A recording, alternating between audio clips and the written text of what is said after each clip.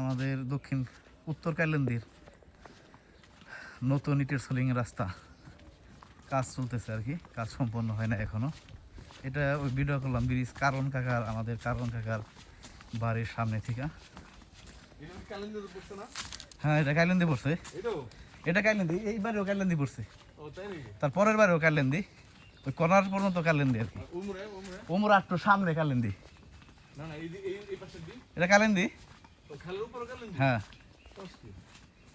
আপনি খালের ওই পার আরো সামনে উত্তর সাইডে আরো 4-5 বাড়ি আছে কাইলেন্দি।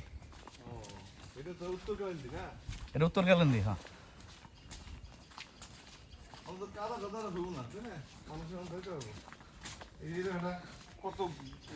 সমস্যা।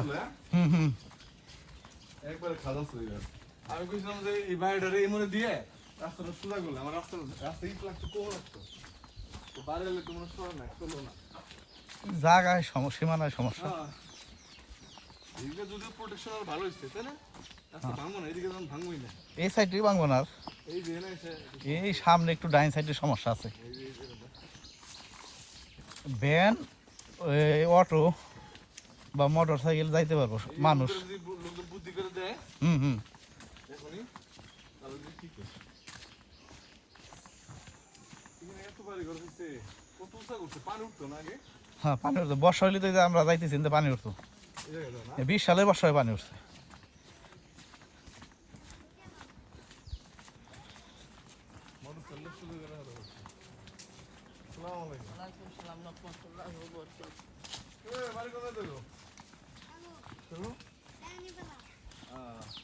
কি করতে আমরা নাইমে ও দি শুয়ে গেছি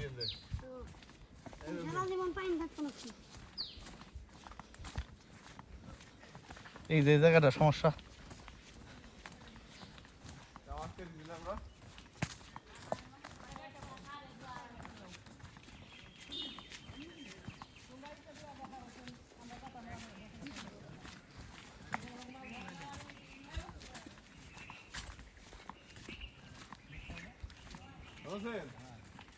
ওই বাড়িটা সাইড করে গেল না?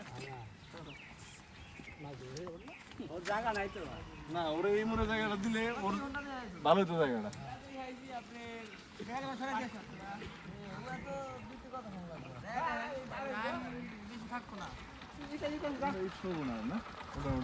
তাহলে ওই কোনোটাই করে ইট করে দিতে পারে, ভবিষ্যতে এর কোনো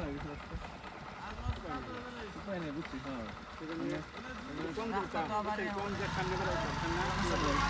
ভালোই, নাহলে ওই জায়গাটা ই হয়ে গেছে, ওই জায়গাটা একটু ইয়ে হয়ে গেছে।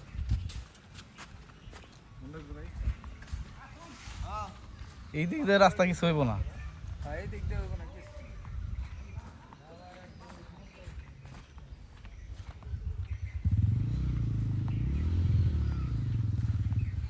আমাদের গ্রামের কিছু সন্তান মুশফিকুল আলম হালিম ভাই মাধ্যমে প্রচেষ্টায় রাস্তাটা ইটের সোলিং হচ্ছে।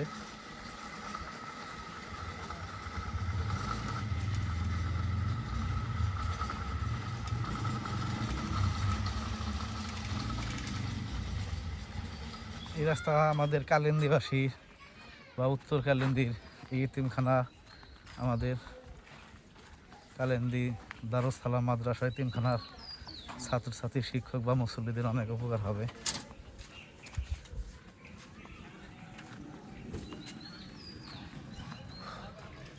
এই আমাদের কালিন্দি মেইন রাস্তা।